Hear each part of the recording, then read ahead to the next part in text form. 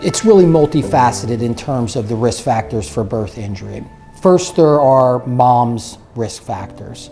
Advanced maternal age is a risk factor for birth injury, which puts mom at high risk just merely by the fact of her maternal age.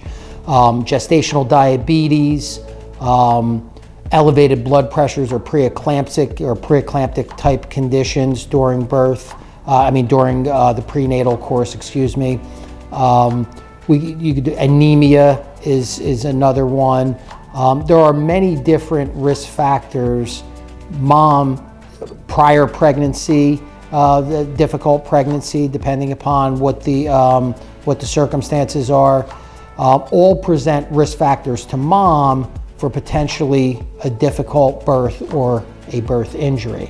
Certainly some of the testing that is done during the course of the prenatal course, regular ultrasounds may discover intrauterine growth restriction or a baby that's not developing or growing based upon gestational age. And that's something that the obstetrician needs to look at closely in terms of whether or not there potentially could be a difficult birth or a birth injury.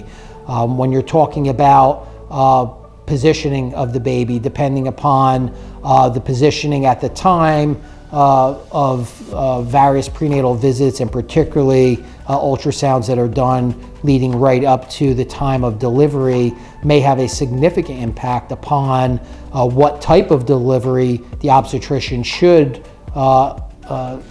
exercise consistent with the standard of care, whether it's a position that requires the obstetrician to convert to a C-section if vaginal delivery was originally anticipated, whether it's going to require some type of instrumentation to deliver the child, whether it's by way of forceps or other types of traction to deliver the baby.